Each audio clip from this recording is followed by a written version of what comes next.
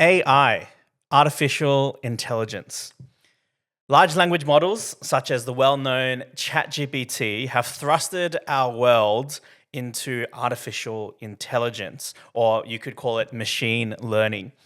Now, for those of you who have used ChatGPT and similar models like that, it's amazing how suddenly, we went from not having these things to suddenly experiencing things that we only see in movies, right?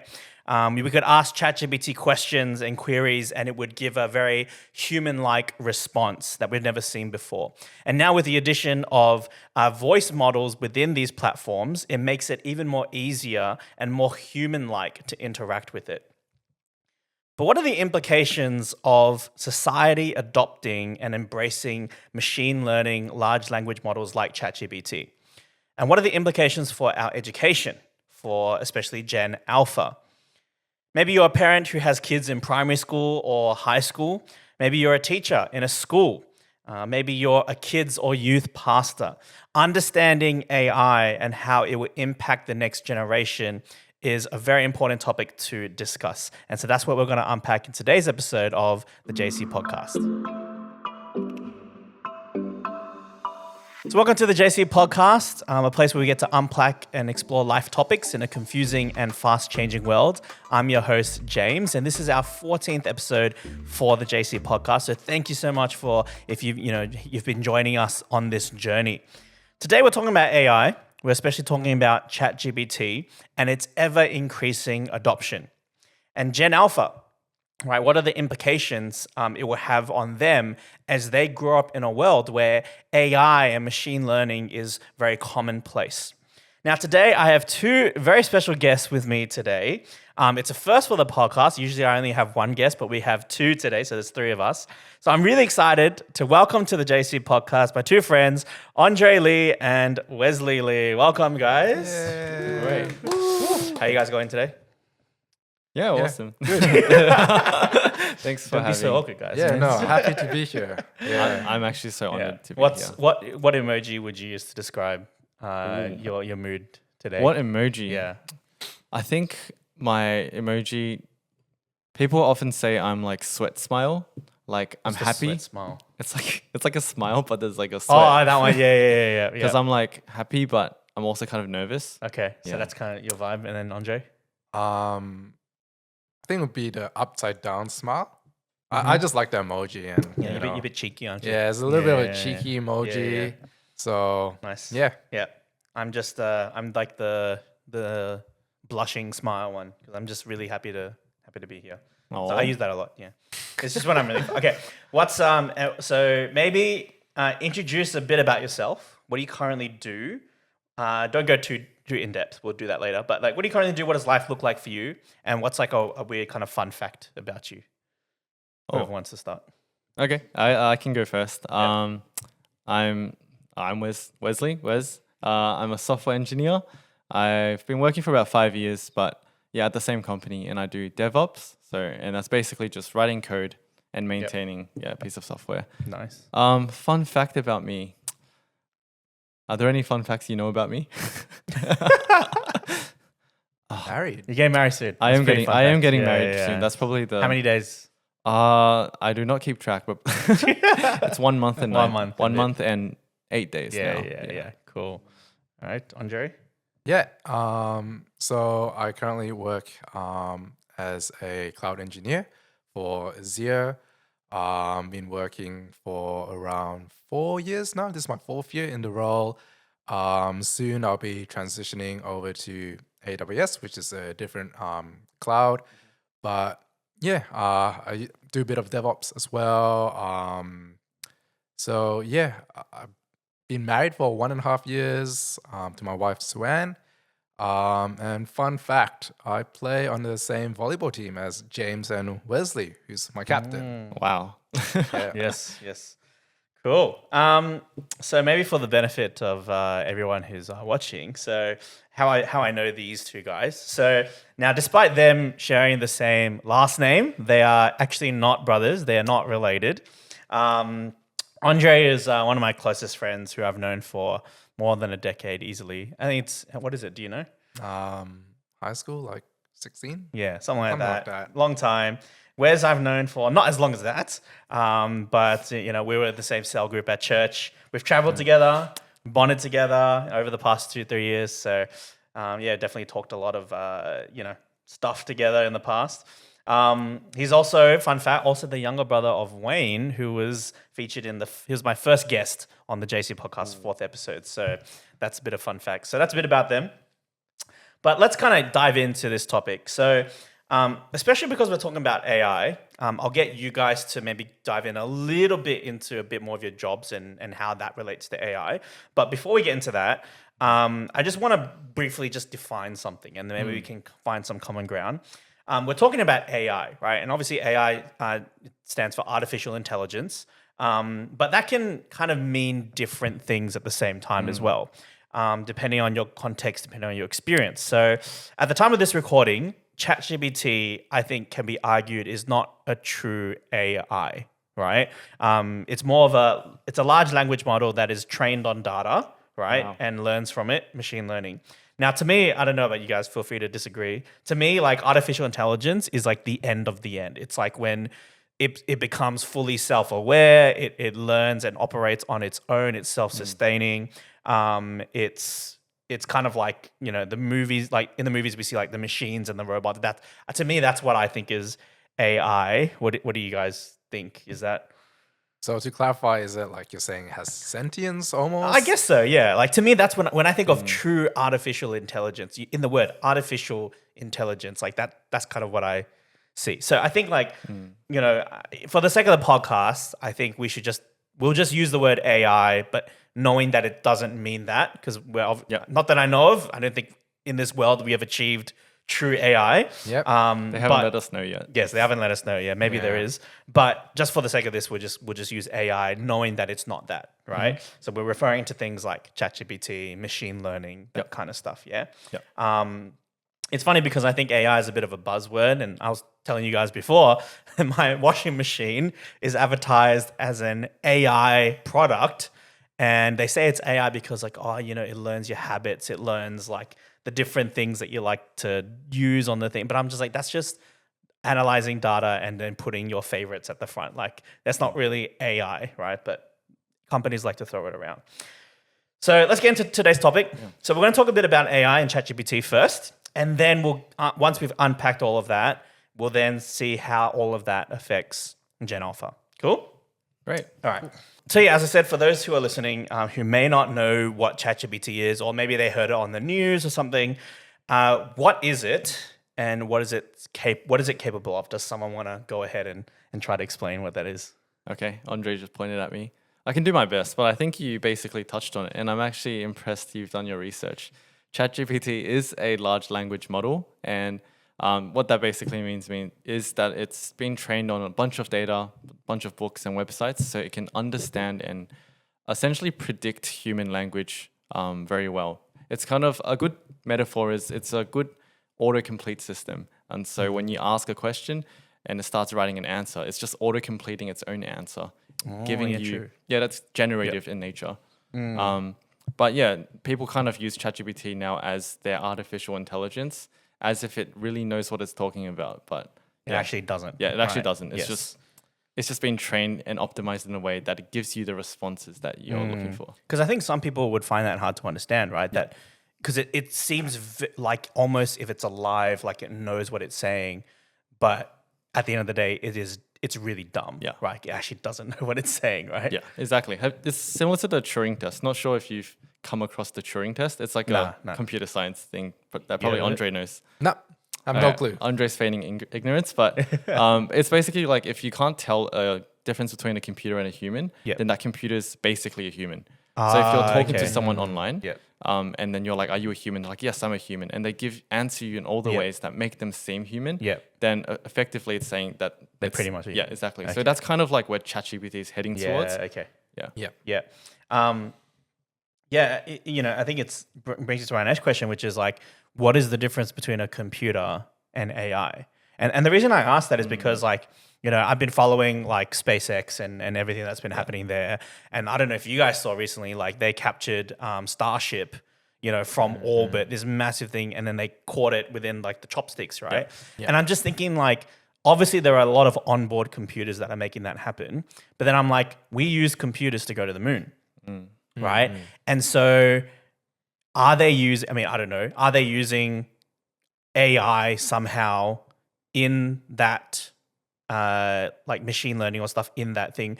Is there a difference between a computer, which was obviously used in, to go to the moon, versus the computers or the stuff that we have today? Yeah.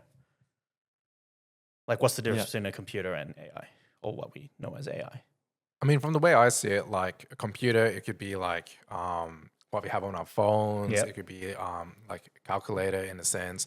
It's just something that computes. Whereas artificial intelligence, AI, something that's being like trained with like a data set.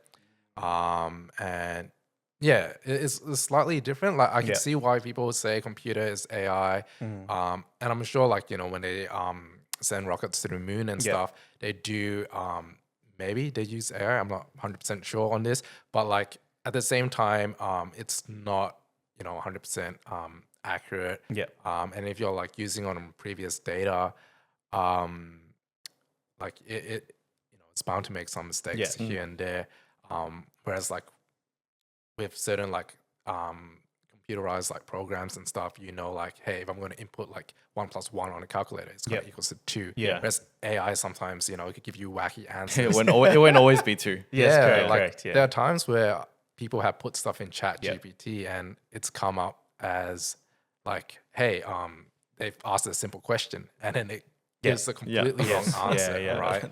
So I think that's, for me at least, where the difference lies. So I guess like what you're saying is that a computer just processes data, whereas an AI model would actually use what it's learnt and retained and actually give a response based on that. So it's not actually, so you wouldn't really call an AI model a computer, right? I think I think there is a bit of overlap, but from what Andre was saying, I think, correct me if this is wrong, but it's kind of like there's an element to AI that is kind of unknown. So you don't know exactly what the answer will be. Like with a calculator. You know what it's like a calculator. You know what 100% is going to Exactly. spit out. The calculator and computer processes the thing the same way. 1 + 1 is 2, 2 + 2 is 4. But with an AI, sometimes we'll say 1 + 1 is 2, and sometimes we'll say 1 + 1 is 3, or something like that. Yeah. Because it's not, it's off the data. That Exactly, it's yeah. Okay, cool. Yeah, okay, that's good to make the distinction. So I forgot to ask you guys. So maybe talk about your jobs and specifically how that relates to AI. Just try to keep it short. I don't know. I think for me, like with Azure, that's like Microsoft's and Azure, if you say that. Azure. Azure. For the American listeners. But so like ChatGPT, that's by Microsoft. So a lot of different teams within my company, like now AI is a buzzword. Everyone wants to incorporate AI doing this, doing that, and ChatGPT having all of the different language models. Sometimes we like deploy the resource and we integrate it with different like applications and different like web tools that we have. For example, like we have Confluence pages, which is like where we kind of document like processes within the company and stuff. We can integrate ChatGPT to kind of like go through the Confluence pages and train it on that and to retrieve data. Just a bit like an advanced search engine, but kind of within the company's ecosystem. And so Zia kind of like, as the Zia team, we help set up that infrastructure for different workload teams. Cool. Awesome. Wait, that's kind of crazy because that's what I was talking to Andre about before. With Confluence, which is basically like Wikipedia, but within your company. You said ChatGPT goes through and reads those things. That's similar to something I've been working on recently for my company. But I do more software engineering, which basically means creating a piece of software that does something very specific, not too much related to AI. But where I do use AI or ChatGPT is basically to ask like open-ended questions like, what is like the latest software architecture for this, or what is the syntax again if I wanted to write this function? And it can give me like very accurate code, which is I would say 95% accurate. Yeah. Speeds up your really job good. a lot. Yeah. So do you think that AI is like more like from what you've observed and how you've used it, is it more accurate for different things? Yeah, for sure. It's really good at answering certain types of questions. Okay, such as? I would say generic. I would say nothing too deep. So it's like horizontal. Like you can think of it like a horizontal and vertical plane. So if I wanted to know like something very detailed and very specific about a topic, it would struggle to give you that domain knowledge. Partly because the data is from like 2 years ago. Yeah. But also because it hasn't been trained on very specific things. It's been trained on a lot of general things. Yeah, okay. So if I asked like, what is the most popular like programming languages to create this thing, it could give me that list. But then if I'm like, write me a function that does this in this language and can do this in like, I don't know, it probably won't be able to. Yeah. Yeah, okay. Yeah. So I wanted to ask Wes a question. You said you use ChatGPT at work, and you know, I'm sure many of your peers do. Would you say like there's a skill to using ChatGPT to get the answers you want? Because I've had many mixed responses from colleagues that use ChatGPT. Some of them say, "Oh, it's useless. It's not accurate." Some of them say, "Oh, it's the best thing since sliced bread." Some of the older ones, they're like, why don't I just use Google? Right? It's just like glorified Google. So do you think there's a skill to using ChatGPT, and how do you use it personally? No, I love that question. I think yes, 100%. There is a skill to using it. There's actually a whole field called prompt engineering, which is like how you phrase the question to elicit the best response. And I think the skill comes from asking the right question, which is actually a lot of the times harder than using the answer or applying the answer. I can give you a specific case for me. So if I need to basically write a piece of code, or usually I'm automating something, I just ask it, okay, what is like the syntax to do this? And then because I understand on a high level how to apply that syntax, I can basically grab what they give me and massage it a bit and then kind of get what I want. But if I ask a question and I see like it's outputting things that are completely unrelated, I can, as a human, filter that kind of, I guess, like rubbish response. Yeah. And so I think if people expect to give ChatGPT a question and get back exactly what they want, then I think they're a little bit deluded. There is definitely a skill in that. So I would say you need to be good at using it as a tool to get what you want. Yeah, for sure. Yeah. Which I get, So my next question is just like personally, maybe not so much for your job, but personally, how do you guys use ChatGPT? Like, what do you use it for? What do you think of like the things that you're like, oh, it's super helpful for that? Yeah.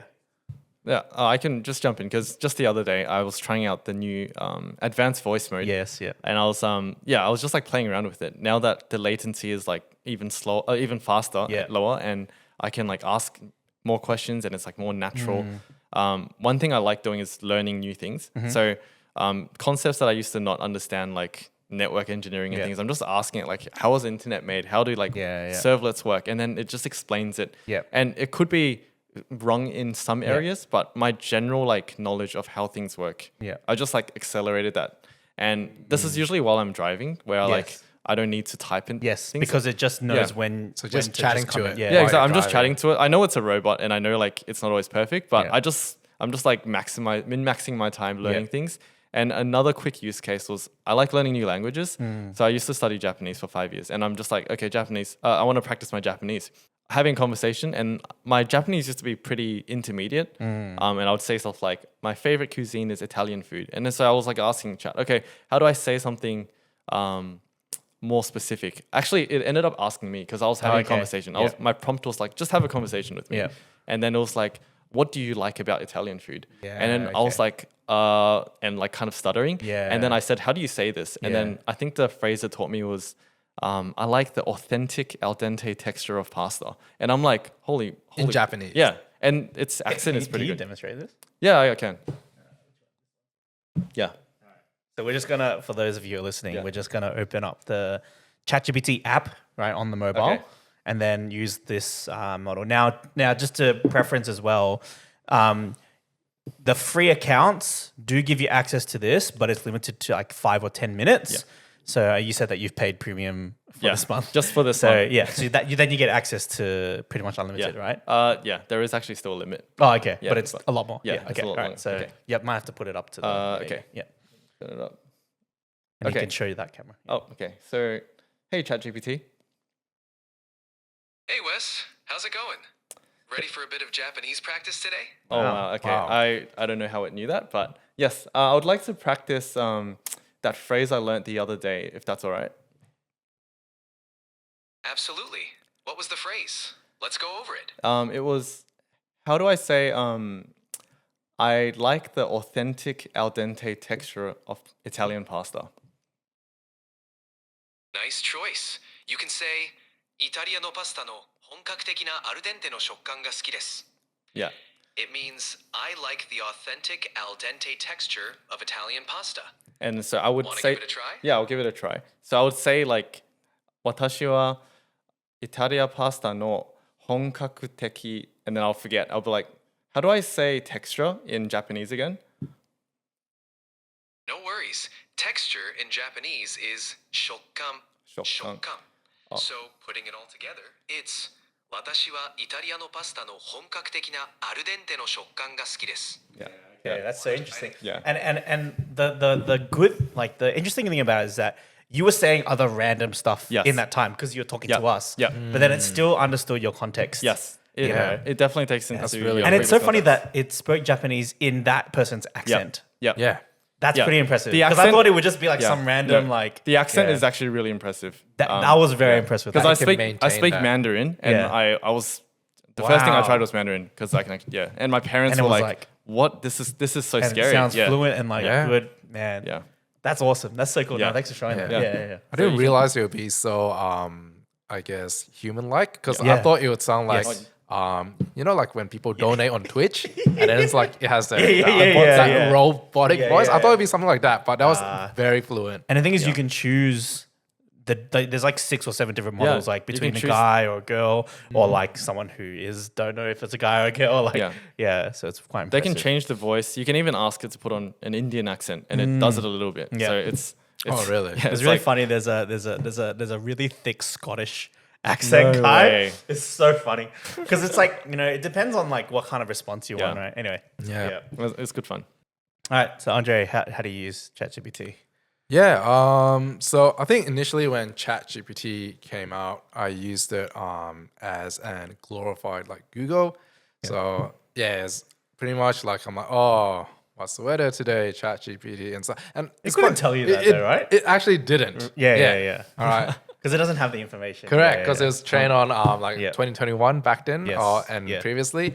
But I would just like ask it stuff like in relations to work. I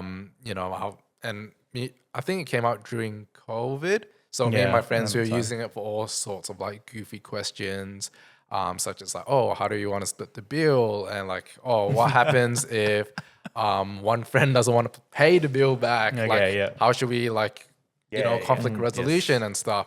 But I feel like over the years, I've come to use it more frequently in work as I've kind of understood better how to like prompt it and stuff. As Wesley was talking about before. But pretty much like I think setting parameters is really important. Like setting the context for ChatGPT Yeah. can like give you what you really want. Yep. But yeah, I use it for work. I think it's great for writing code as well. It's not always accurate. I do have to like fiddle here and there. But surprisingly, it's gotten a lot better. Yeah. Heaps better. That's my personal better. opinion. It saves you so much time. Yeah. Yeah. But I use it for like day-to-day stuff as well. Like, like for what? example, if I want to write if I want to cook something, I'll be like, oh, ChatGPT, what's the best way to, cook this dish? Or previously, I went on a holiday to Taiwan and my wife was like, oh, you're gonna plan something, right? And I'm like, oh yeah, absolutely. And I'm gonna plan something. yeah, being the responsible husband that I was, yeah, I didn't plan something. ChatGPT did. ChatGPT But, did, yeah, I just asked it like, what are some great things to do in Taiwan? Can you come up with a schedule, and obviously, I just pick and choose what what I liked. So yeah, but there's some things that I tried recently to make it do that. Yeah. It was Like? really bad. So recently for church, we had a little bit of an assignment within our cell group. Yeah. Yes. Yeah, and so for those that don't know, cell group is just like a small Like a small group. Yeah. small group in church, and we're doing on denominations. So I had Catholic, and I thought I'd be a bit smart, and I asked ChatGPT to like just do my presentation for me. So I'm like, ChatGPT, can you write me a PowerPoint presentation for Catholic about Catholicism. Yeah, Catholicism. That's yeah, right. yeah. I have trouble saying that. Yeah. Yeah. Didn't do it. Couldn't do it. It actually did, but it was like really bad. Like the PowerPoint that came out, it was just like Yeah. block slides, and I'm like, oh, can you make it like prettier? Can you like add some themes and okay. features? So you're talking about more on the presentation, like PowerPoint presentation side of it, not the content. Oh, the content was not great as well. Oh, okay. Yeah, don't get me wrong, content wasn't great, but even for presentation, like I said, can you make it like not look like a 5-year-old did it? And what it did was it just added a star to each slide, literally just a star. It's like worse. It's like Yeah. as if a 5-year-old did it. Yeah, but Yeah. Okay. Interesting. after Yeah. that, I was just like, okay, nope. But I did find another one online that did really well. An AI model. Another AI model, okay. not ChatGPT, Yeah. but it like created a beautiful presentation. Really? Is this Copilot? It's not Copilot. Are you allowed to say what it is? I can't remember the top of my head, but it was really good. Like I just said, I want you to do it on Catholics, write it. These wow. are my topics. Came up with like all the slides, beautiful. Select your themes Make and sure you stuff. send it to me because I need that. Oh, you love it. For sermons especially. It's just like, no, I will give the data itself, but I just don't know how to create a good slide. So like, It's really good. Yeah, okay, send it to me. I will after. And I'll try and link it in the description for everybody. Yeah, okay. For me, so I'm a big external processor. So I like to externally think through things, like actually talk it through.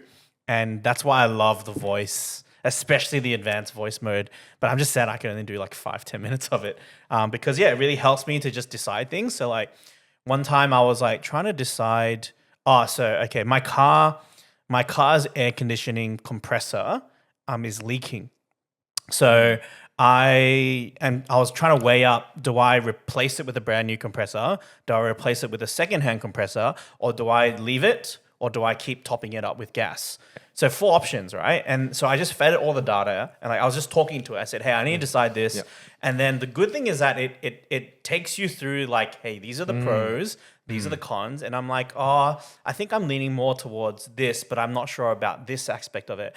And even though it's not deciding for me, it does help me to inform my decision of like, actually, you're right. Yeah, this is probably better for me. Yeah. And just like, it's just really great for that kind of thing. And so just asking if I'm not sure about deciding for something, and this can relate to so many different areas that I've used it for, but it's so helpful as an external processor.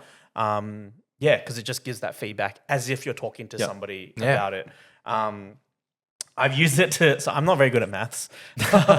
So I've used it to solve maths questions that I don't know how to do myself. So Like a calculator. in a way, but it's more personable, right? Because Right. He with doesn't the know how to put calculator, it in. you have to know how to use the equation and everything, right? Whereas to me, it's like, I don't know how to calculate that. Or I'm sometimes too lazy to do the manual calculation myself. Yeah. So I'll just give it the parameters and say, hey, this is this, this is this. And like, I want to figure out this. And it will just do it for me. But then now I also realize that they have caps on processing, advanced processing limits. So if you want to, so you have premium for 1 month. And you said you've been using premium since like this year, was it? Yeah, for a while. Yeah. Wow. Okay. So I used to, and then I stopped. Yeah. I used to when they did like image generation, because like I used to do that for like sermons. But then now you can get image generation in most places for free too. Yeah. And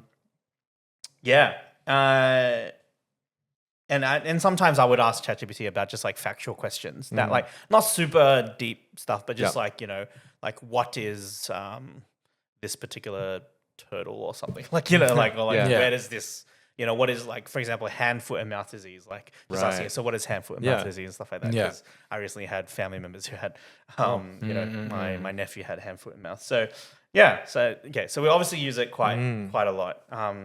So maybe we'll just talk about, like, what do you think are like the really huge, big positive, big wins of having something like ChatGPT for our society today and the future? Like, what are some of the big positives?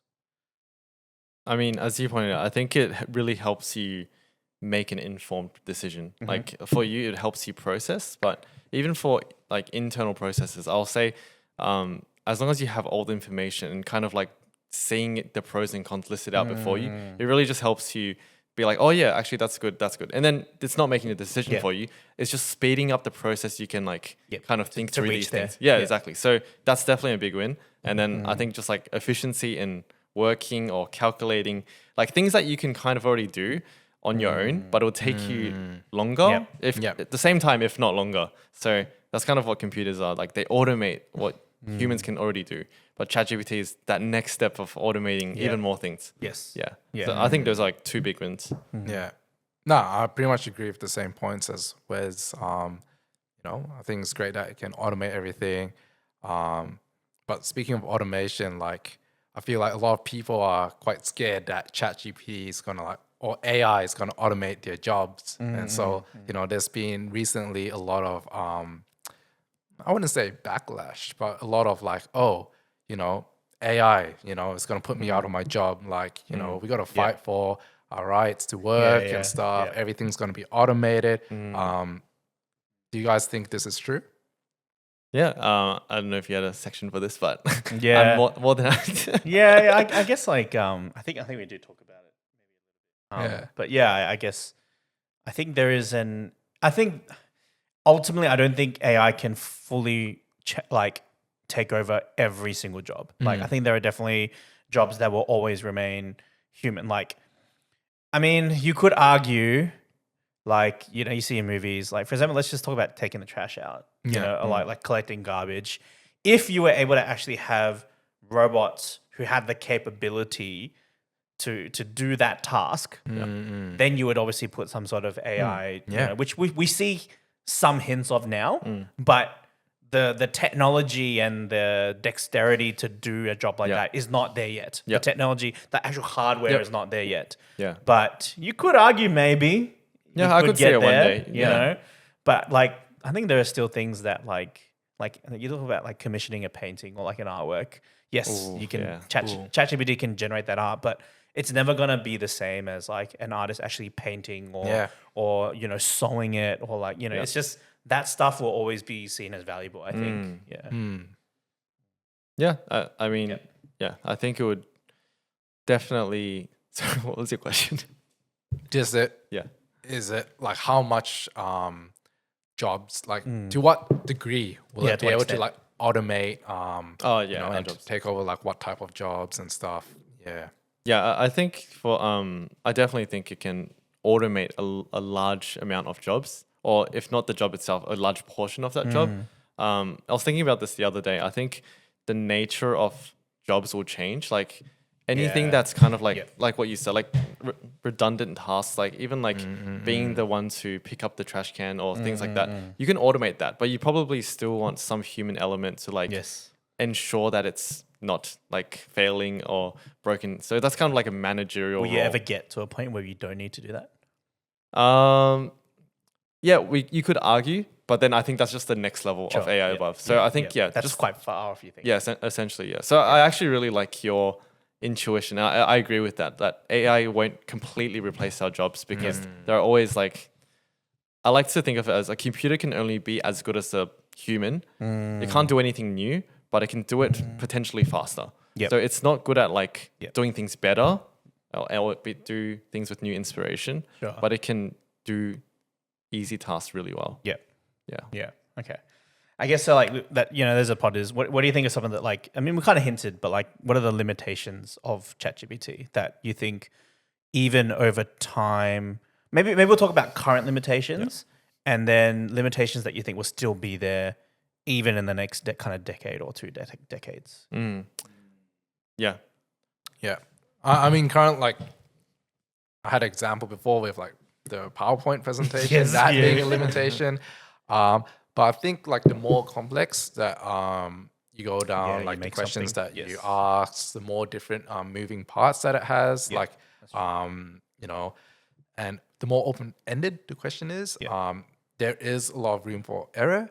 Or like, let's just say if you're asking something that is quite new, right? And it has not really learned about that, doesn't have like the data set to learn about it. ChatGPT will get that so wrong Yeah. on so many different ways. That's true. Yeah, like Um, if we somehow had this new technology That's right. that it hasn't had time to feed, you're right on that. Yes. Yeah. So it needs time to learn and adapt to it. And it needs enough data as well. That's true. That's Not right. even just time. Yeah. But going forward, like I think going forward, I do think like that gap is like like becoming less like smaller and smaller. Like if you like compare, I'm not sure if you guys use this, but back then, Wes might be a bit young for this, but we had MSN, Yeah. and then there was these chatbots that we like talk to, right? The really bad chatbots. Yeah. Oh my gosh. Yes. But like, I think that's that was true. not that Yeah, I long. forgot Like, about maybe that. Yeah. that was 10 years ago, and Yeah, maybe we're yeah. showing our age. Yeah. But that's not that long ago compared to what it can do now. True. The amount of progress. Like it can be quite believable that Yeah. you're talking to a human. That's right. Like, And in really. fact, I think what Jubilee did a video recently Yeah. where it was like find the human, find the AI chat bot in a Oh, chat wow. room. Yeah. Yeah, and I think it survived to the very end. Yep. Yeah. Yep. I think I So- saw that video as well. Yeah, that's that's pretty funny. quite interesting. Yeah. Yeah. I think for me, like limitations that I see often is accuracy. Like you don't know, especially if it's something that's not like even calculative, but you don't know if it's 100% accurate. So you cannot fully Yeah. trust the data. Like I was trying to get it to do some calculations on my tax and stuff like that, but then you don't know if it's actually using the correct tax bracketing Yeah. and stuff like that. Yep. You don't know if that information is outdated, even if you feed it the right information. Unless you know how to calculate it yourself, you still might not get the accurate. I think, kind of what you said, it's more complex. But then I think the danger is that ultimately ChatGPT and models like it is influenced by the data it's fed. And so you can get manipulated and biased data depending on what it's, and so, and you don't know exactly what data is being fed into that model. And so you could be fed something that's biased, but you don't even know that it's biased. Even if you say, give me an unbiased view, it could still be biased. Yeah. But just to quickly jump in, like when you talk about accuracy of the data, I feel like just because it's ChatGPT, a lot of people rely on it like so much more because they're like, wow, it can do everything. Yeah. But I think a few years ago, like you commonly hear people say like, oh yeah, I heard it on Google. So, you know, or like, oh yeah, I got it from Google. True, that's true. Oh, my project, like when a teacher's like, where do you get this information Wikipedia. from? Oh, Wikipedia was good and it cited this article and stuff. yeah. So How do you know what's true anyway? exactly, Yeah. like where's the difference That- between that is true. ChatGPT and That just is going to true. Google and searching it? Correct. Yeah. And you know, a lot of people are like, yeah, Google said What so, is it must be truth? right. Yeah. I mean, that's a whole nother broader topic, like, because we get our information from the internet. And so do we actually really know what's happening in all the countries around the world? Because, and that's the thing. I think people are scared that AI, like, because there are so many AI generated images, AI generated things that it's like, is this real or is this AI generated? And I think we're getting to that point where it's like, can we tell? Yeah. You know, like, and now it's getting to the point where videos are starting to be Yes. quite realistic too, AI generated videos. So, Yeah. but you know, that's Like a whole can of that's worms. another, and I think sometimes, it may not understand, ChatGPT may not understand the prompt. So like, I don't think any of you guys have watched Star Trek, OG Star Trek. Nope. But there is a computer, they call it computer. It's kind of their ChatGPT that runs the ship. And it is still, even in such an advanced society, they can't make a AI that is sophisticated enough to give proper answers or prompts and stuff like that.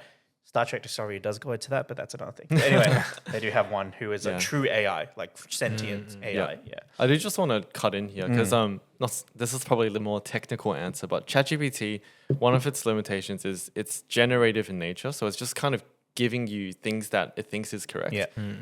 Not things that it knows is correct. Yeah, that's right. Yeah. So, and then another thing it struggles with is understanding semantics and intention. So if you say like, you can say the same sentence, but you can mean it differently in different contexts. Okay. And even with like your voice, your intonation can change. You can be in more questioning tone. You can be in like a more frustrated, angry tone or like a sarcastic tone. Like how is ChatGPT supposed to understand the intention of the question and add that to its parameters to give you the final response? But I feel like the advanced voice It is a lot better at that. Yeah. But I guess from a technical perspective, it was still- always built yeah, to okay. not do that. It was Sure. built to just kind of be like Yeah. here's some information that will probably help you, not be a person you can talk to. There are actually models like, I think there's one called BERT, which is specifically used to understand semantics and be something that okay. can understand your intention. And like if you like talk to it, like turn on this TV or what is like, they can actually understand your intention behind it. Yeah, but Okay. it's just different areas. So I think in the future we could have something that's more human-like. Yeah. Yeah. And I think like the interesting is a bit of a side thing, but yeah, like now I think Google has rolled out their Gemini assistant on the Google web page itself. Yes. I think you have to be like over 18, have a proper account in order to actually see it. But even then it got data wrong. So like I searched up what is the legal limit for e-scooters in Victoria, and it got it wrong. Yeah. Yeah, because then literally one article below was from the Victorian government website, and it was the right. Yeah. So it was just off. So it's like, because it won't get super updated. You know, I guess like, what do you think are some of the things that we need to be very cautious when approaching and using ChatGPT? I think ultimately it's like what we discussed before, like the reliance on it, right? Like, and the dependence on it. Like, I think, and dependence can come in like different ways, right? It could be like dependence on information, but some people genuinely use like AI as like for companionship. Or closer. Yeah, like some people use AI for companionship, right? Yeah. I think in today's day and age, where people can be so isolated, you know, having something that's there at, you know, beck and whim, just to respond to you. And that's a bit dangerous as well. It reminds me of the movie. I don't know if you guys seen it. It's called Her. I've heard of it. You haven't seen the movie? No, I haven't. Okay, it's so Scarlett Johansson plays the AI person, but it's kind of like Microsoft's. It's like an OS system that is rolled out and then becomes self-aware. But then it's so realistic that people become attached to it, and then it's almost like this guy, the main character, almost like develops a romantic relationship, and then it's like updated, and then it's just gone. You know, like it's just wiped, and so it's like, what does that do to the mental health of people who rely on that stuff? Yeah. If it just, you know, so it's like, I think it's an interesting movie to watch. I'll probably check it out. And that was like ages ago. I think it was like 2010s or like 2000s. Oh, Yeah, wow. it's quite old, but it was an interesting look in the future. I think that's a real issue because I think it's definitely unhealthy. It's essentially replacing the real thing for something that can never be the real thing. And so once people rely on it too much, they might even not want the real thing. And so I think it's just dangerous it's kind of like leading people to something that's unnatural and unsustainable. Yeah. Even for like doing like assignments and stuff, I know like universities and even like schools, Very common now. it's always a challenge to like they're using AI to determine if an essay was written by AI. Yeah, no, it's so funny. Right. It's very ironic, but And to what degree, like, for example, like, let's just say we're offering out someone sitting an engineering degree, right? To what degree, like, are they using AI to finish that degree? Yeah. Like, are they using it for everything? And with how advanced it is, like obviously, like, you can't use it for exams and stuff, but there is a certain level where you can use AI to kind of, I guess, get your way through uni, right? And this also questions like, do these graduates from these courses, are they like qualified to yes. I think, it comes down to, do they actually understand the content enough to actually Or apply it? do they just understand how to feed a model Yeah. to give them the answer? That's it, But if AI is that integrated with our community, one can Correct. argue maybe they just need to be good enough to ask AI. And if they can do that and still do their job, then maybe that's what people will pay them to do. It paints this picture less like AI replacing humans, but humans working with AI. Yeah, I think that's the responsibly, new. I guess. Yeah, that's kind of the new kind of concept coming up. Yeah. Yeah. I guess it leads to the next part. So, like, just talking about Gen Alpha. So, just to define Gen Alpha, so everybody has their own definition, but I think for the sake of this podcast, we always define Gen Alpha as anyone who was born 2013 and later. So, essentially, anyone who was aged 11 and below. So, they are currently Gen Alpha. So, these are your kids, right? Your primary school moving into high school as well. So, essentially, your literal next generation, right? So, I guess one of the first questions I had is embracing AI an inevitable part of a civilization's development? And will there ever be some sort of limits on that? Ooh, is it inevitable part of? So, like, if we talk about, because I get a lot of stuff from pop culture. I watched The Orville, which is like a spin-off of Star Trek. And they have this concept that every civilization, because they have multiple civilizations in their world, they all go through some sort of similar development. Part of that development is that, they say that, and I think it's a good question to ask, is World War III inevitable? Well, is nuclear war inevitable? Like, is that just something that we have to go through? How do we learn as a society to lay down our arms? So that's something that they think is inevitable. So I'm just thinking, as a society develops, is machine learning, and as technology develops, is that inevitable? Yeah, I would argue yes, because I think that's the next step in technology. I think technology has always been about making things more efficient, doing tasks that used to take longer, but doing it in a faster way. You can argue even getting a horse to pull your cart, like that's like technology. That's true. So and the wheel. Yeah, all exactly. that, Wheel. Yeah. So ChatGPT is like the same thing, but I think the limitation and concern is more so people's not using that to replace them doing the task completely. Yeah. So, I think I worry about Gen Alpha because I think it's really hard for you to discern, like if you're over reliant on it or if you're taking everything that ChatGPT says as the truth. Like as you kind of pointed out before, we should be the ones that define the truth, not not a language model. Exactly. Yeah, we should be able to see what ChatGPT says and assess is that the truth or not, Yes. rather than the other way around. Correct. Yeah, no, I agree with that. Yeah. Do you think embracing AI is inevitable part Yeah. of civilization? I have very similar take as Wes in the sense that I feel like this is something that will happen. Like in a way, like those that will learn how to use AI and those that won't. Those that will just get so much more ahead. It's just like, for example, like using a calculator and using an abacus, right?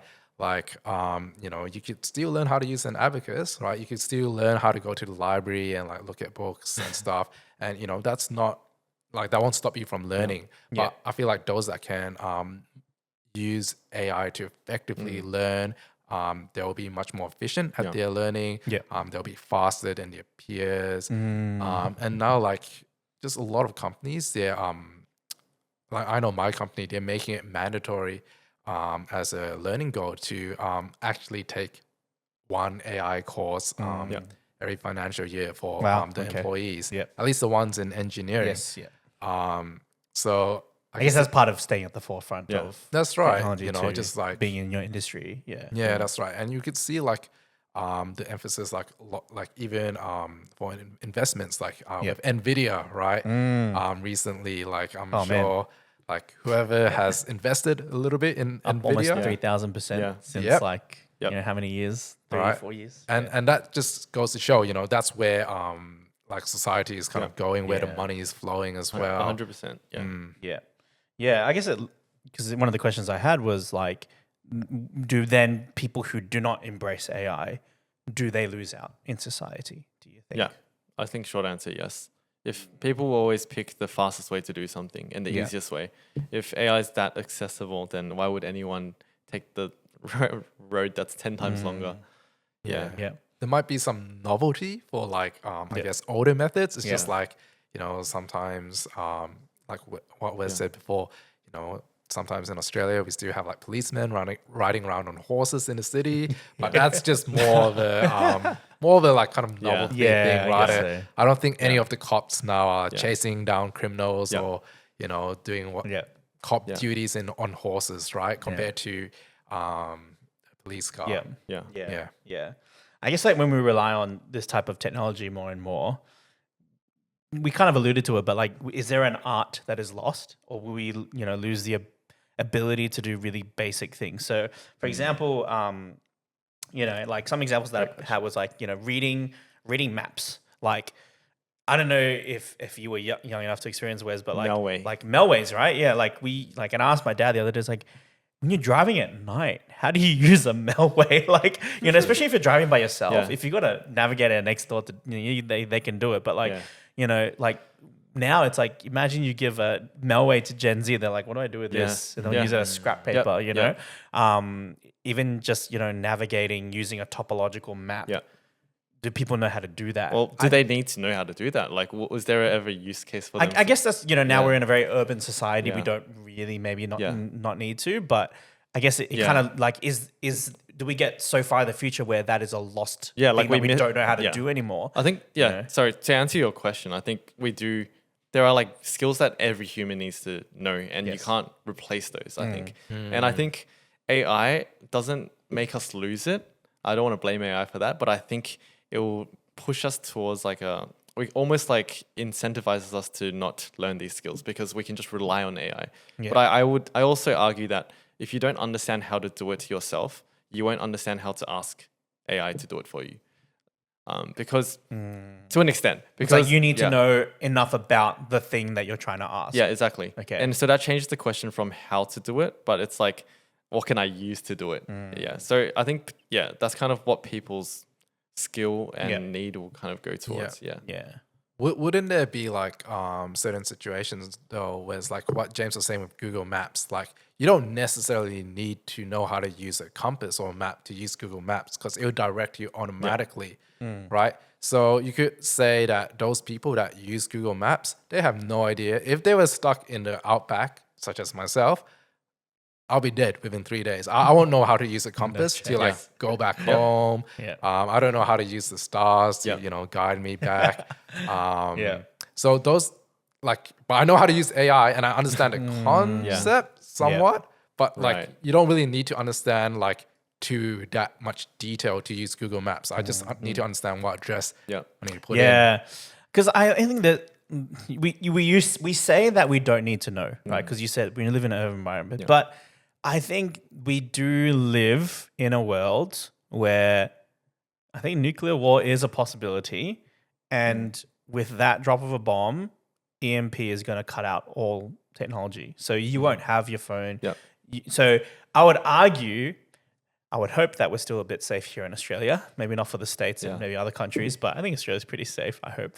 But we still have to be prepared that, like, what if we, in a power outage, just stuff like that. Yep. Like I think Americans are probably more prepared. They suffer through a lot of like hurricanes and stuff like that where, they are left without power for days and they do need to actually go back to the bare essentials. So I think there is an argument to be made that, hey, I think we still need to know how to do some of the basic things. Like, how do we know how to purify water? Can we find shelter? Can we navigate without technology and the use of GPS? But an interesting thing is like, I was just watching a episode of, like a YouTube video, and that person was saying that driving a car is considered an essential skill, right? But then now, self-driving cars are becoming more and more prevalent. Will Right. we lose the art of knowing how to drive a car? Yeah. Yeah. And it's like, That's a is really that good something that is important that we need to know? It's just very interesting, because like if self-driving cars become to the point where everyone is now having a self-driving car, let's just say we go that far in the future that it is weird to have like a non-self-driving car. Yep. Like, I just can't imagine that Yeah. future of like no one knows how to drive. Like, Yeah. yeah, I guess like if you think about Gen Alpha, do you think Gen Alpha will still have to learn how to drive? I feel like they will. I think we're not that close. Yeah, okay. Yeah. But I think it's kind of like what you described. Like in in the US, if they have hurricanes and stuff, it's common for them to have a failover plan where they can't live as their normal mean, like per their normal means. So they need to go to plan B.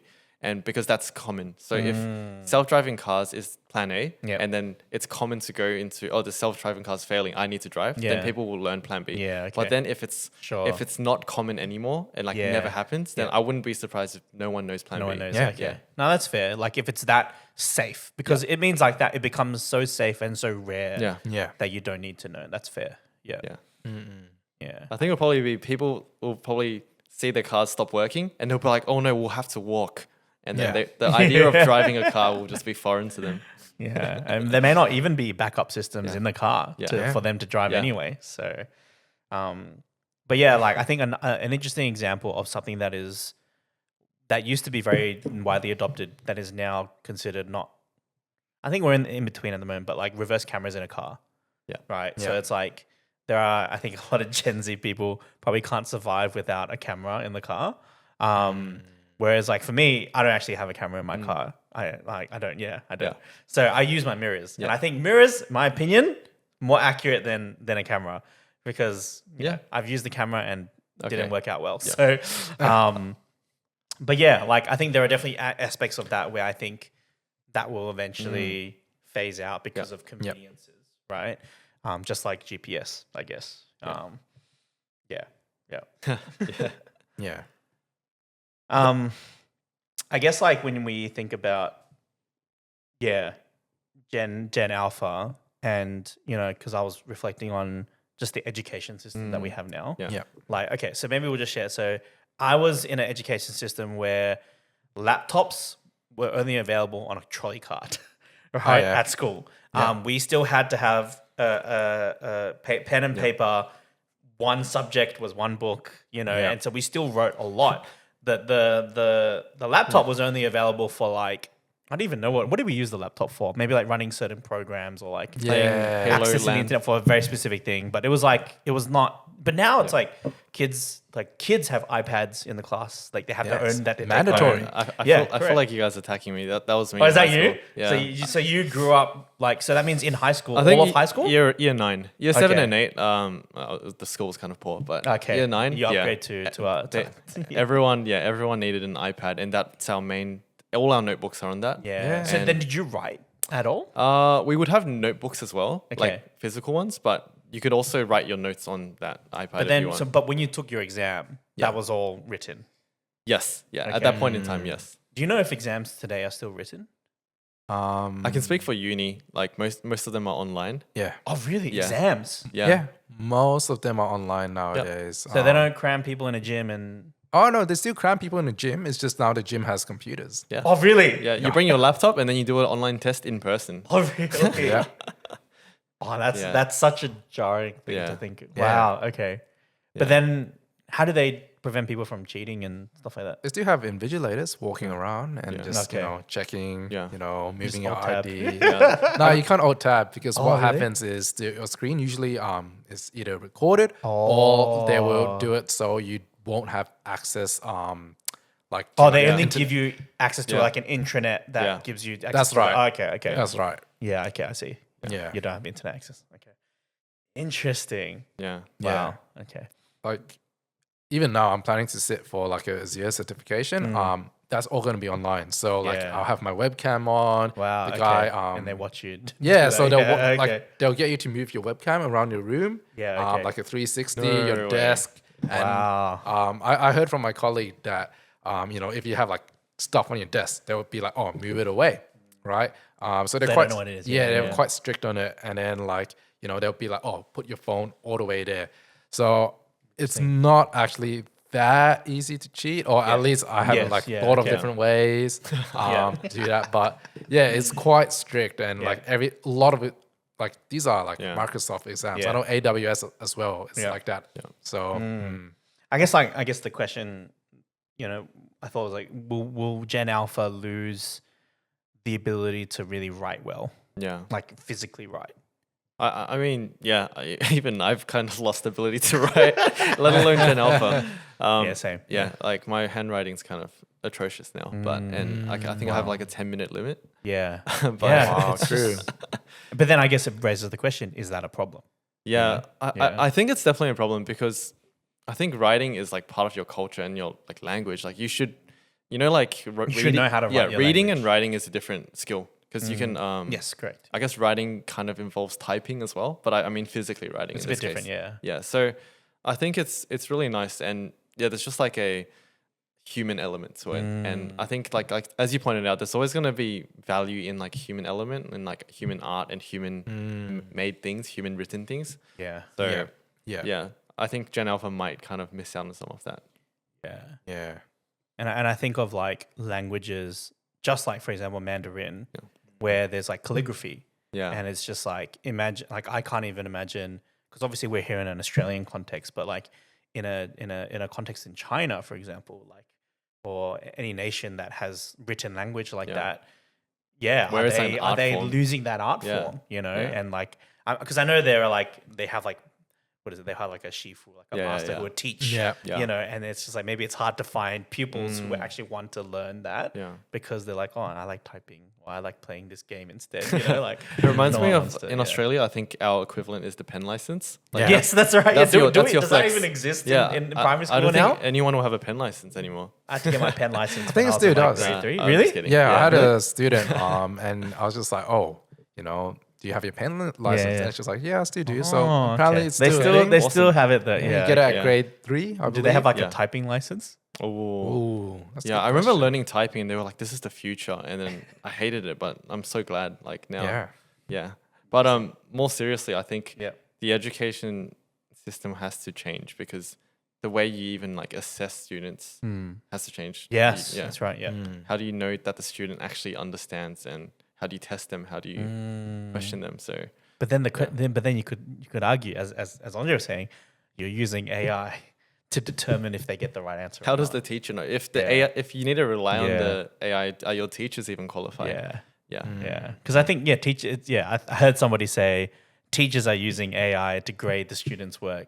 So why are you bagging the students for using Yeah. AI to do their work? Yeah. You know, it's like it's very interesting loop. Yeah. Yeah. Yep. Let's get a little bit deeper. So, full transparency, these next 3 questions were written by ChatGPT. So with AI tools, and this is literally word for word, ChatGPT. Okay. With AI tools increasingly providing personalized advice and companionship, do you think this will affect Gen Alpha's sense of self-identity and self-worth? Could relying on AI for answers impact how they understand human relationships and personal growth? So I guess it's like, as they use ChatGPT more, will that affect their sense of self and identity of like who they are, and also how they understand human relationships and personal growth?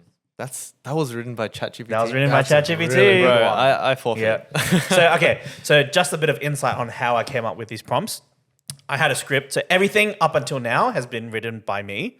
And so I copied and pasted all of that data into ChatGPT. And I said, hey, I'm doing a podcast and I want you to write questions that relate to Gen Alpha and also maybe a little bit of faith into it as well. And it spit out it spit out a bit more, but I chose three questions. Yeah. So that was how I determined that. Yeah. Wow. So these were the questions that made it. Yes. Yeah. So I think it gave me like 6 or 7, and like these were the 3. So the next 3 that we're going to talk about. So, Yeah. but yes, what do you guys think? Oh man, the question was so long Yeah. again. Can you like Sorry, run sorry, through sorry. it? Okay. That was my Okay. bad. With AI being increasingly personal and Yeah. giving personal advice and companionship, as we talked about, how will this affect? Will this affect Gen Alpha's sense of personal identity and self-worth, and individuality, and how they understand human relationships, or even just relationships in general? Because now they relate to a ChatGPT, Yeah. Yeah. right? Versus like we never had to Yeah. deal with that. Yeah. Yeah. Yeah. But I think 100%. Like, I think there's something very unique about experiencing, like personal relationships, right? Like when I interact with another human being, I interact with their identity and their sense of self, but I interact with all of the experiences, all of the emotions yeah. that they have felt and they have experienced that have, made them who they are. Whereas when it comes to AI, like AI is not that, right? Like AI hasn't gone through, like They've never gotten bullied. They've never gone to school. They've never, had kids. They've never had to like go to a 9 to 5 job or realize the death of a loved one. Yeah. So it's very different when it comes to interacting with these, with AI. And I feel like Gen Alpha, if they were to solely interact with AI, this will affect their just how they relate to just their peers and maybe those that do get a bit more of that human interaction. Yeah, I think I totally agree with what you said. I think even if there was an AI that could show these compassion and emotions perfectly humanly, which would be really scary, I think that'd still be bad for Gen Alpha, because it would be something that can always give you what you want and give you that right response and a quick response, someone that knows everything, basically just like a friend, like a god almost. So if someone's so reliant on that and that's filling all of their emotional needs, like, are they still going to rely on all of their other friends? And will they be patient enough to ask their friends and talk to their friends that aren't as eloquent as ChatGPT? Will they talk to their friends and be like tolerance? That's true. Will anyone think anyone's smart anymore? Because they won't ask the smart maths friend for maths help, but they'll ask ChatGPT. That's right. So that's really interesting. So I'm just going to interject, like how people, because we are very collaborative as a society, like we go to each other for help, but then now it's like people won't go to each other for help. Like that's so sad. Exactly. Everyone just goes to the chat, and then what do you do online? Maybe you'll still game with each other, but like I guess bots might be really good to the point where you don't need to do that, Yeah, there is beauty in like being imperfect, I think. Like even if I'm not as good at explaining maths to my friend, if he asks me for help, he can thank me for that time, for like, thanks for putting in effort and trying to explain this to me. And that's something we bonded over. And as Andre said, like it's an experience we had together. And I think there's something more to that than just that person learning that piece of information. Wow, that's so deep. That's really beauty in imperfection. That reminded me of something that I watched recently on YouTube, and it's really sad. Like this father in I think it was in China or Japan. It was an Asian country, and I think it was in China. Was it Taiwan? I can't remember. Anyway, they spoke Mandarin. And lost his daughter, who was like maybe late high school, early uni age, to like some sort of disease, and his grief pushed him towards AI, and he, in conjunction with a company, developed a model of his daughter who, one, sounded like his daughter, two, had the memories of his daughter, and they were able to visually show her say those things. And she could even sing.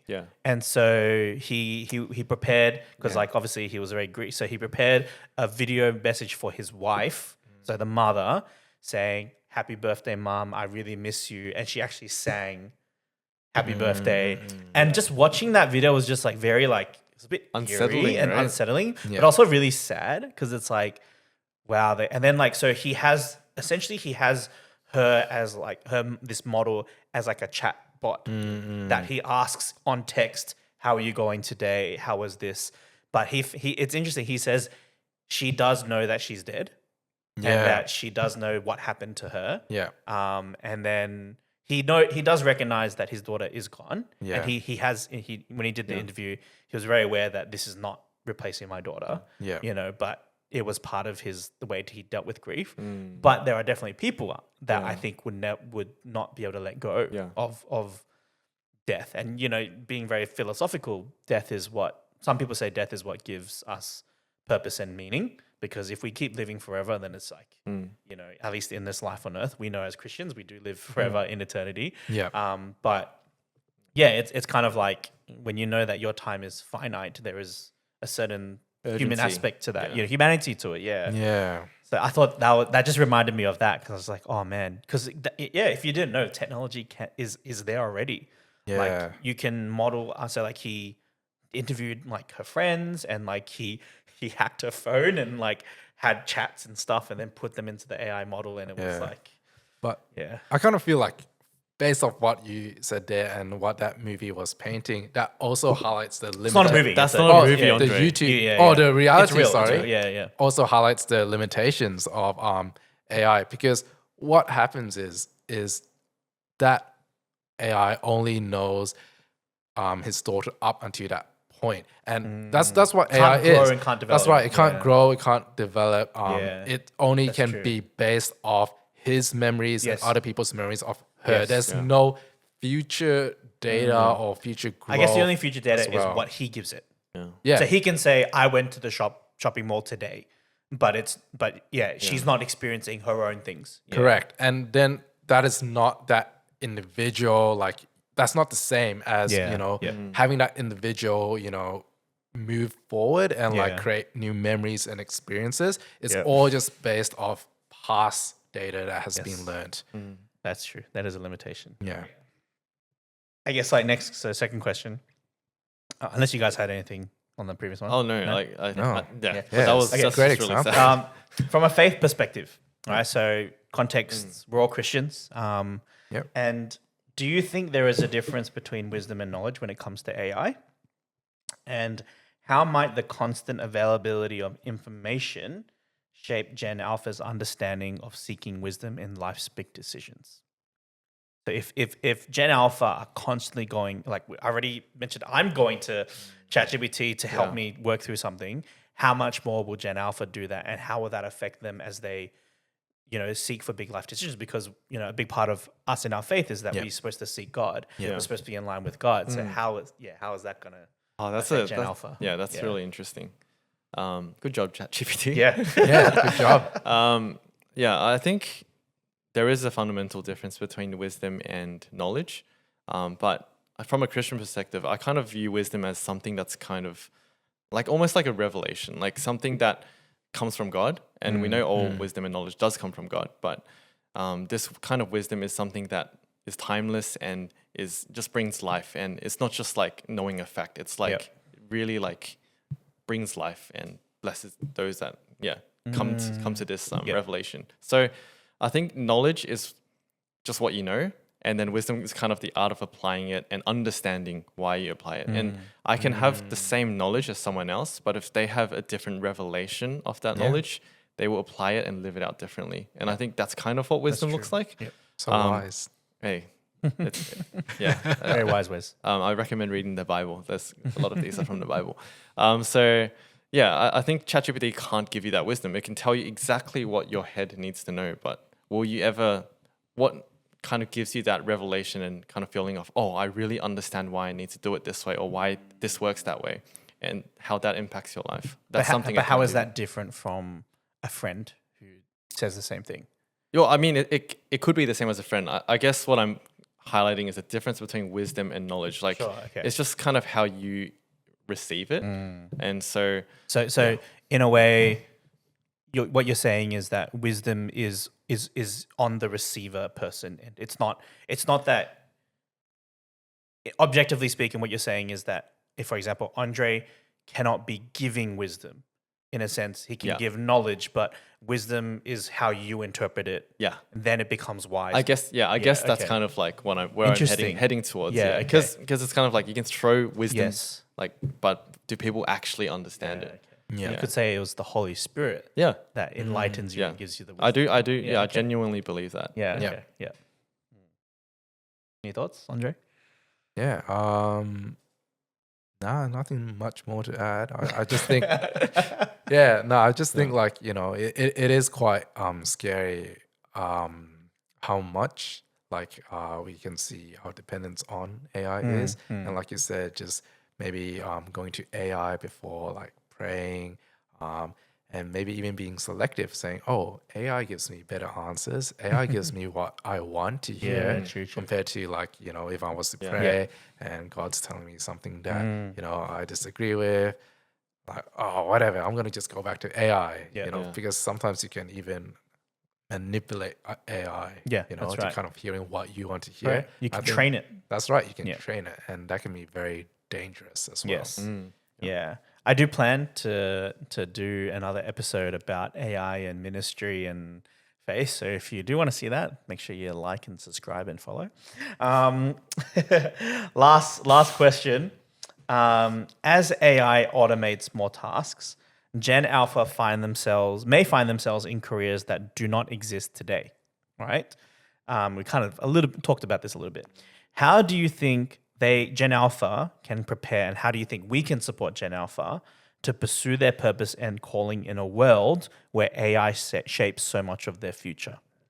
Gee, Bro, these questions, ChatGPT. man. these questions. Yeah. Oh, So I guess the main thing is like, how can we support yeah. Gen Alpha, or how can they be more proactive about pursuing their purpose and calling in a world where AI is shaping so much of their future? I think this question doesn't just apply to Gen Alpha. I feel like That's even true. our jobs. That's true. How Yep. can we all prepare ourselves?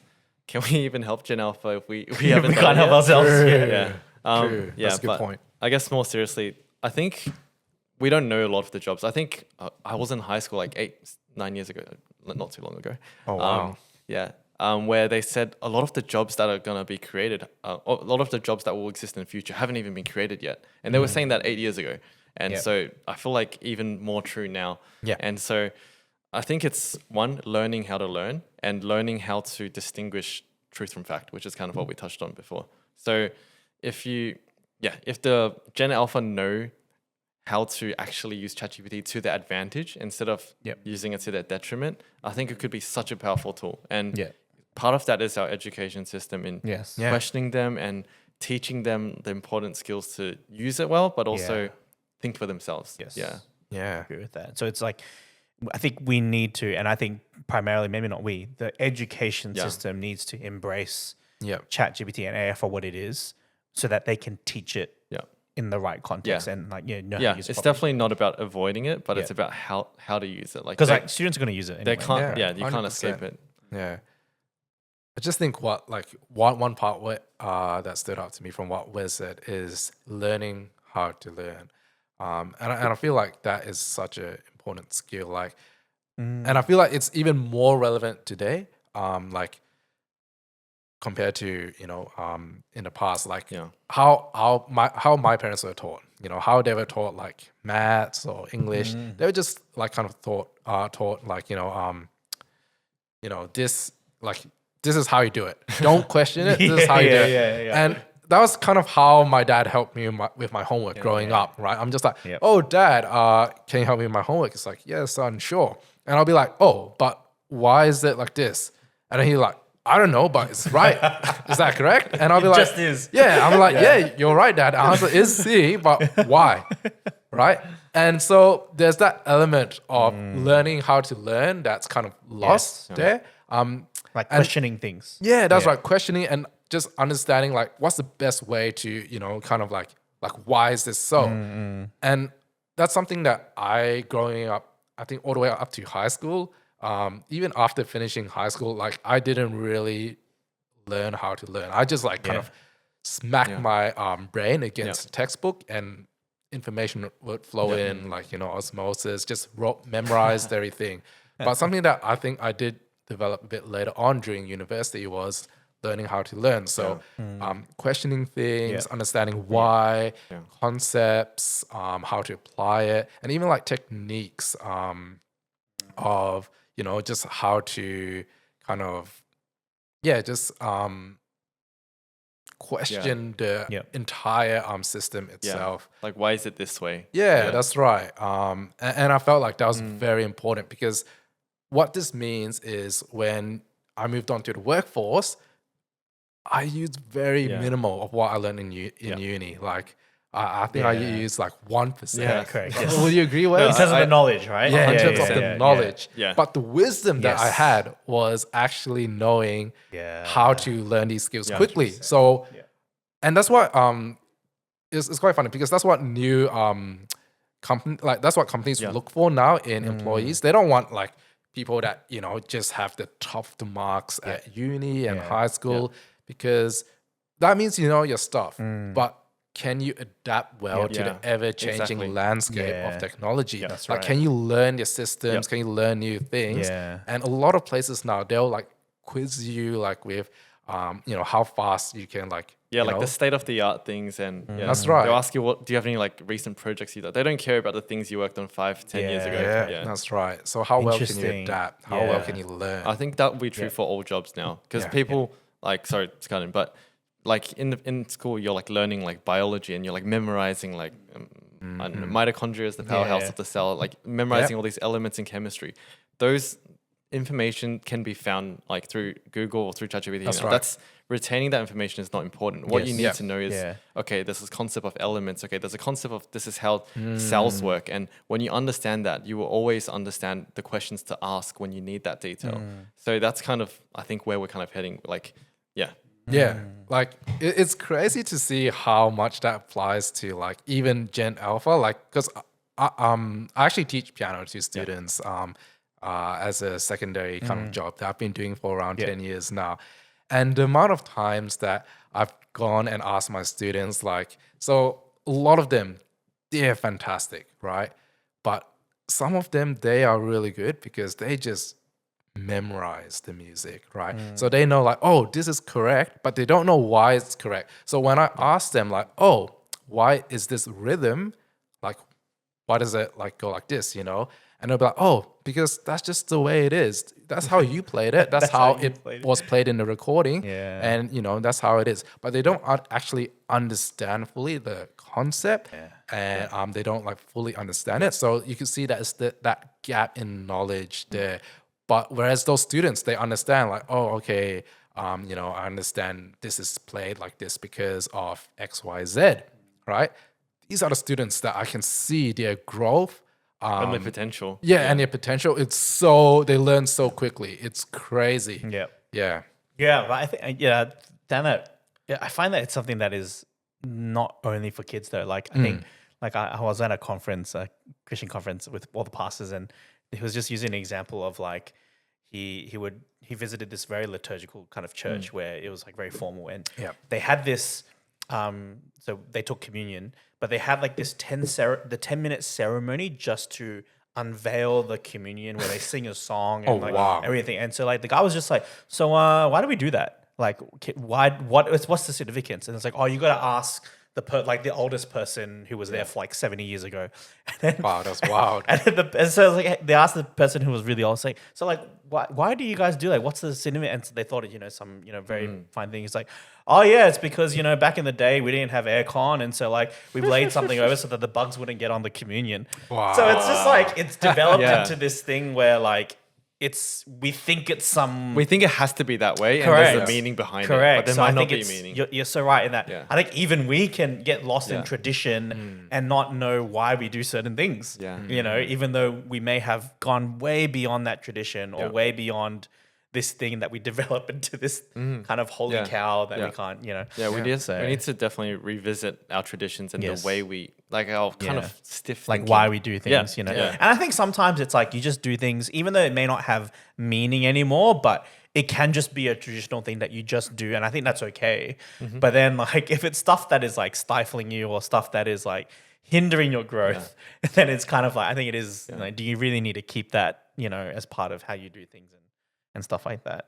Yeah. For sure. So it really is up to like Gen Alpha and just, I guess, the system and communities to help them and engage with them. Like, hey, don't just like use AI and just like, question it, challenge it, try and go beyond than just reading that information off that screen. Yeah. Use wisdom, like what Wes said. Yeah, how are you going to apply that in your life? That's right. Keep being inquisitive, keep questioning, Yeah. Yeah, why is this useful? Yeah. When is it useful? Otherwise, we're just AI, just robots Yeah. ourselves, Yeah, right? Just correct. like learning off That's something right. else that's right. learning. Correct. Yeah. We're just language models ourselves. Yeah, but there's no free will of us to, think Yeah. for ourselves. God think gave us free will for a independently. reason. Yeah. Yeah. Cool. All right, so that's the end of the ChatGPT questions. So no more ChatGPT questions for now. Just kind of to round off, what do you think the AI landscape will look like in the next 15 years? Gee, that's a crazy question. Is this a James Chia question? It is a James Chia This is question. even harder.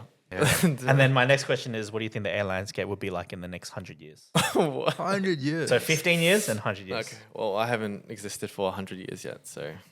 Yeah, I mean, I struggle getting through 15 years. So I guess 15 years will be the beginning of Gen Beta. Okay. Okay. Oh, okay. So I guess it's like close to maybe if we have children. Yeah. I feel like the correct answer is expect the unexpected. Okay. Yes. No, because like the Industrial Revolution, before that, people Yeah. thought technology would grow at the same rate, and then afterwards they're like, "Oh, it's so fast," Exponential, yeah. and then now it's just crazy. Yeah. So, yeah, I mean, what you described before, just AI becoming a normal part of our lives. I think that's, Yeah. yeah, Okay. kind of just the landscape in the next 15 years. Yes, yeah. Andre can answer the 100-year one. Oh yeah. For 100 years, that's like something that's just so out there.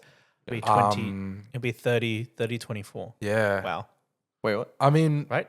2 1. Oh no, sorry, 2-1, That's 2-1, a 24. thousand. Sorry, Wait, sorry. 1,000 years. Thousand Oh, years. okay. 1,000 years. Yeah. yeah. Oh, that'll be interesting. What is Yeah. AI? Look at that. Like, so I think to give a bit of context to my answer, like, I enjoy watching like anime, and I have a good friend named Victor. His shout favorite, out to Vix. his favorite anime is something called Sword Art Online. So it's like some sort of virtual reality where you know Okay. people like can like kind of live lives Okay, inside yes. a video Yeah, game yeah, where it's where the AI is so realistic Yeah. that it's like a simulation Yes. of like life itself, right? So the AI component is the environment. Yeah, yes, Yeah. the environment. Or you could be even talking to NPCs that are Okay. Yeah, like- actually okay. AI. Like s- yeah. So what's an AI. NPC for those who don't Oh, know? an NPC is, I actually don't know what it stands for. Non-playable non-player, character. Because I'm from Gen Z. Yeah. So non-playable. Essentially, it's Yeah. just the characters that you populate just Yeah. to fill the space. Yeah. Yeah. They're not Yeah. actually players, like human players. Yeah. Yeah. Yeah, but like some context with that is that you know these players, they're stuck in this simulation Yeah, of okay. the world and stuff, and you know that's like you know they can eat, they can experience pain in this world, emotions. The AIs or the NPCs that they interact with, they you know are pretty much as close to the real deal of being human-like as it can get. So I think maybe in 100 years with Yeah. the right technology, that is not Yeah. an impossible People will create their own future. realities. Yeah, that's Yeah, right. People wow. can potentially create, which is quite scary, Yeah. Yeah. right? To have the power to create your own reality. Yeah. And I think just to wrap it back around to the start where I mentioned the Turing test, AI will be able to be a better human than a human. It can act as a human better than a Yeah. human can. Yeah. That's Yeah. right. So Man, and then there's like episodes on Netflix on what is it, Black Mirror? That is exactly kind of what you talk about. Yeah. Very Yeah, similar. So Yeah. there's a lot of movies and TV shows out there that depict what that future could look like. Yeah, interesting. Wow. Yeah. I think for me, 15 years. Yeah, I think I would think ChatGPT would evolve, or models like that would evolve to the point where it's very, very, very, very lifelike. Like right now, it's pretty lifelike, but there's still definitely flaws. Yeah. I think we'll just keep getting better and better and better. Yeah. I think there'll always still be the limitations, but it would just get so smaller and so harder to find. Yeah. 100 years, man. I don't know. Yeah. Like who knows, right? Who knows? 100 years. We will be all long dead by then, I guess. But Oh, you never know with technology. that's true. With technology, we could live longer. Yeah, put maybe. your consciousness into an AI. That, maybe live as a model Yeah. forever. Oh man, that would be sad. Yeah. Is there any kind of? I do have a few lightning round questions, but do you guys have anything else you wanted to talk about with AI, Gen Alpha? Any kind of no? I think it's more scary. I think people just really need to see why humans are valuable. And I think right now the secular world's kind of heading towards like this guy's good at making money, this guy's smart, this guy can do this and this and this. Yep. But when 99 out of 100 things can be done by a computer, is that guy still valuable? And as Christians, we know Yes. a human's more valuable in so many more ways than that. Yep. Yeah. So I think it's about redefining that value. Wow, that was poetry. Yeah. Yeah. So Why wise. do you- So wise. I know. So wise. Yeah. Internal monologue. Yeah. Anything else? I feel like anything I say after Yeah. that will kind of ruin that moment. Okay. Or just having fun. All right. Lightning round questions. Do you think we'll achieve full AI in our lifetime? Using your definition of full Yes. AI, sentience. Yep. personally, I don't think we can ever achieve sentience. Ever. Like just dead, no matter how long. Yeah, but I think we can mock it Okay. to the extent where we can't distinguish it, which I think is Okay. philosophically different. Yes, correct. Yes. But a computer can't actually know Yep. and experience things. And we can't know if it's experiencing things. Yeah. I agree with Wes. I think the same thing. Like, I don't think we can ever mimic just the complexity of a human, right? Like, because if that's the case, then, you know, we are be able to create, you know, quote unquote, like humans, right? Like, you know, we are, in that sense, we are kind of playing God once we get up to that level. Yeah. Wow. Good stuff. I think there was I'm debating whether I should do this. So let me know if you want to do. If you want me to talk about this. Is like if we do create hypothetically, how does that affect Christians and salvation and all that? But anyway, what's a ChatGPT tip that you think others should try? That you think that people wouldn't know about, or maybe that you think is really helpful? I think my most basic go-to one, and I tell my parents this all the time, is like give it context, right? Don't just expect it to like answer everything. It's not the genie from Aladdin, but really like make sure you give it context of what you're asking, help it guide it, and you'll be able to get something. You'll be surprised at how much useful information you can get. Good tip. Yeah. Oh, you stole my tip with the second one. I think just guiding it, massaging it. Don't just ask one question. Yeah. But start off with like one question. And don't write like an entire paragraph, because even humans misunderstand each other. I don't think ChatGPT can know exactly what you want. So ask questions, follow up questions, and I think you'll find the answer that you're kind of really looking for. Yeah. Yeah. Yeah, I think for me would be just try out the voice mode. So download the app, because I think it's only available on the app, right? Yes. It's not available on web. Not to that sure, extent. yeah. So download the app on your phone, and then you can just talk to it, just experience it, see what it's like. And I didn't know that. You could practice languages with it, and it could speak in an accent, in that person's accent. That's pretty impressive. I'm probably going to try that. Download the app. Yeah. Sponsor James, Microsoft. Okay. What's an AI hot take that you have? As in like something controversial? Yeah. I think people think AI can be better than humans, but I don't think it can. Yeah. Okay. Don't know if that's a hot take. Yep. I think it's a hot take. Yeah. Yeah. No hot takes. No hot take. For me, and I'll just leave it, and we will discuss it next episode. I think AI is actually really helpful for ministry. Oh. Yeah. That's a hot take. Yeah, that's not a hot take. I agree with that. No, I agree with that as well. Some people will disagree. Yeah. You know? I can see people disagreeing. But it's a good topic to discuss, which I will. So in a future episode. Our last one. What's one piece of advice? This is just not really AI or anything. Okay. One piece of advice that you've given has shaped your life. It can be from ChatGPT if you want, but it doesn't have to. Oh, sorry. I kind of missed the question. One piece of advice that has shaped your life. I'm going to have to think. Like relevant to today's conversation? It can be. It doesn't have to be. This is a bit of a random one. Okay. It's quite funny. I actually had a chat with Savannah, my wife, about this yesterday. One piece of advice that has really shaped my life, and I was given it when I got on my wedding day. Okay. Which is happy wife, happy life. Yeah. And it's completely random to this. But I had a conversation with her, and It's wisdom. when Wisdom. when I heard that on my wedding day, I'm just like, oh, cliche, whatever. But only 1.5 years in of marriage, I'm just like, why is this so true? Yeah. Like, It's biblical. It's in Proverbs. oh, is I'm it? pretty sure it's not exactly Like, phrased that way. Happy wife, happy life. Essentially, it's saying like a wife that is quarrelsome and a wife that is like upset all the time is not a house that you want to be in. Something like phrased in that way. Wow. But essentially, it's just saying like if you have a wife who is like not happy or who was like, it's going to be worse on you. Yeah. So I mean, it's not exactly that, but it's essentially Yeah. Oh, but Yeah. Like it's crazy. That's like great. that's for all the people that are planning to get married, that I'll are take that on married. board. Like, There's yeah. really legit truth in that. there When is people so say much it. truth. It's not a troll. Yeah. It's not just people trying to be funny. Yeah. Okay. Yeah. I don't know if it's advice per se, but maybe just something I've learned. I think, just to be humble. I think there's like so much knowledge out there, and not one person can have all the knowledge and wisdom. So I think, just learn from each other, learn from ChatGPT, but stay humble, keep like a soft heart and let people speak into your life. That was so wholesome. Like Makes Andre. my answer like look so goofy now. No. Good. I need my answer to take on your advice. Wow, that's really good.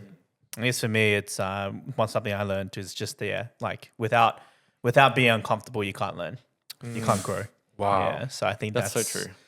Yeah, I think I watched something. The algorithm just knows what I need, I guess, for podcasts. But like, they were talking about how like they did a study where they showed people who were constantly stepping out of their comfort zone, people versus people who weren't, and they said that those who did actually grew and matured much faster, and went to places that the other people could never. So it's like you have to be uncomfortable sometimes to actually grow. Yeah, that's right. Cool. That's really good. Awesome. Well, thanks so much for joining on this episode. It's been really fun just to it's so different, just having, two guests on the podcast. Yeah, it's a different staring at two different faces. Yeah, it is interesting. You get bored of one person. I think just go to the other person. I've mastered eye contact now, just practicing for the last 3 hours. Yeah, No, so much fun. Thanks. it was really good. Yeah. You have any closing remarks to your Oh, I almost audience? forgot there was cameras. Yeah, you can direct it to. Yeah, Andre, you go first. Please like and subscribe to James's channel. Hopefully that Wes and I did a good enough job that maybe we'll come back. I don't know. Well, maybe. Yeah. We'll see when James does the edits. Yeah. Yeah. Oh, for me? No, I think I just had so much fun. So yeah, like and subscribe if you guys like this content. And I mean, it's awesome. Yeah, since you're doing the outro for me. But yes, this concludes the episode for the JC podcast. Hopefully it's been insightful, entertaining for you guys. If it has benefited you, please do share this with somebody who you think would benefit from this also. And like and follow us wherever you consume this content, Spotify podcasts, Apple Podcasts, or even YouTube as well. We appreciate that. Leave us a comment. You can drop us a comment either on our YouTube or Spotify. And Spotify has polls. So if you didn't know that, if you just scroll, you can see like every episode I try to leave some sort of poll to see what people's view are. So there'll be a poll on AI. Any feedback, testimonies you can share, or even future topics. You can write to us at James Chia at @_ James Chia on my Instagram, or you can just email me at james.chia.ministries@gmail.com. But yes, this has been the JC podcast. Thank you so much for joining us on this episode. Look forward to more future episodes on AI, and we'll see you in the next one.